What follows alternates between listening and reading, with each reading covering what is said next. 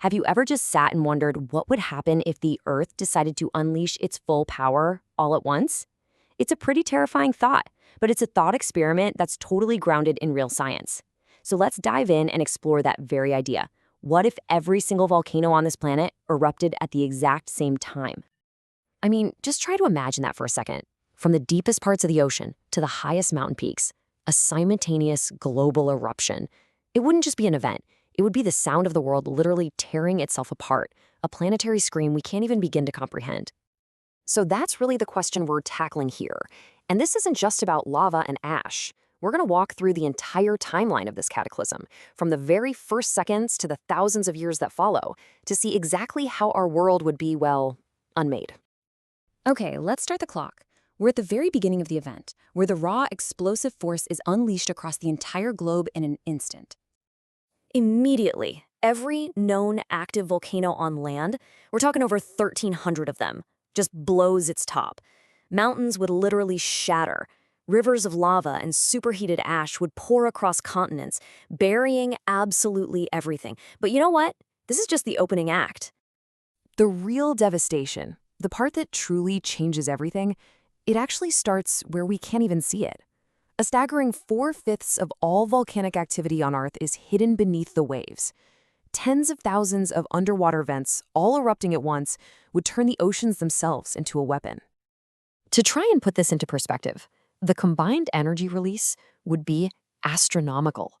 We are talking about a force that makes humanity's entire nuclear arsenal look like a firecracker. This isn't just a bunch of eruptions. It's a planetary-scale energy event. Now, on the ground, one of the main killers would be something called a pyroclastic flow.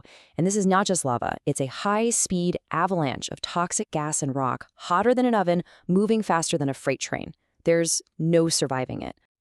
All right, with the initial explosions done, the planet's own systems start a violent chain reaction. First up, the oceans and the atmosphere. So those underwater eruptions, they flash boil seawater, creating these massive steam explosions and kicking off mega tsunamis hundreds of meters high that would just wipe coastlines clean across the entire globe. At the same time, the water itself becomes this toxic, acidic soup, suffocating pretty much all marine life instantly. And above all that chaos, the atmosphere is going through its own nightmare. Billions of tons of ash and sulfur dioxide are blasted into the stratosphere, and they quickly form this thick, impenetrable blanket around the entire Earth. The sun, well, it basically just vanishes. And this, right here, leads us to the next horrifying phase, a global, unending winter. With the sun completely blocked out, the planet's climate engine doesn't just slow down, it breaks. Completely. The collapse would happen shockingly fast. We're talking within weeks, the Earth's average temperature would plunge way below freezing. Photosynthesis would grind to a halt, killing off plants and just collapsing food webs from the ground up. In less than a year, starvation would be the one universal reality for anything still alive. So what does this all mean? It means Earth basically becomes an alien planet. The air is toxic, sunlight is just a memory, and the average temperature is like a deep freezer. And in this new world, you know what the most successful life form would be? Not us. It'd be fungi, just thriving on all the endless decay. So this, of course, brings us to the human cost. What happens to the billions of people who call this planet home? What would the end of civilization actually look and feel like? Every single pillar of our society would just crumble. Without power, transportation, or food, modern life simply ceases to exist. Acid rain would eat away at buildings and poison any water supplies. Billions would die, not from the initial fire and explosions, but from the slow, cold, dark, and silent famine that comes after. So, could anyone survive this? Well, maybe, but it would take an absolutely monumental effort. Any survivors would have to be deep underground, probably in shelters powered by geothermal energy. They'd have to completely reinvent how to make food, learning to grow things like fungi or algae with zero sunlight.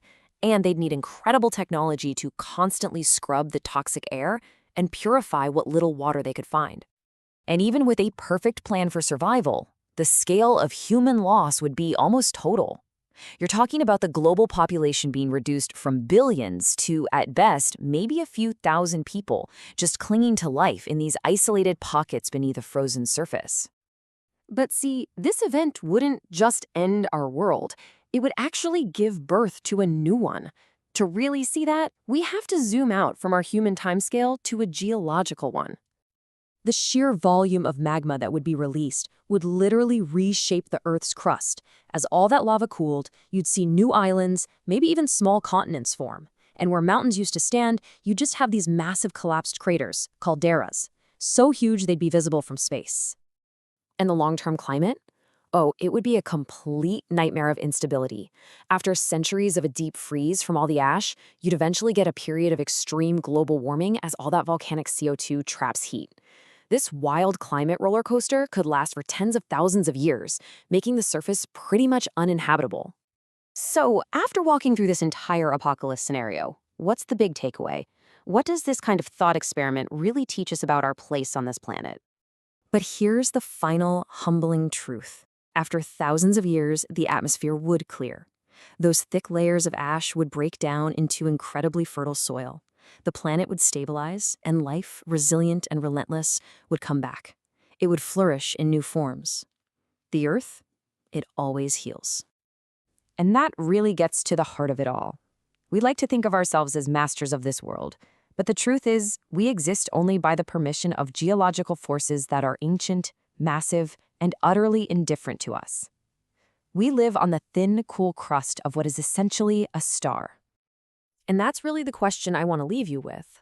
This whole scenario, while pretty much impossible, it forces us to confront just how fragile we are. It makes you wonder, are we really just temporary residents here, living through a brief, quiet moment in the incredibly violent life of our planet?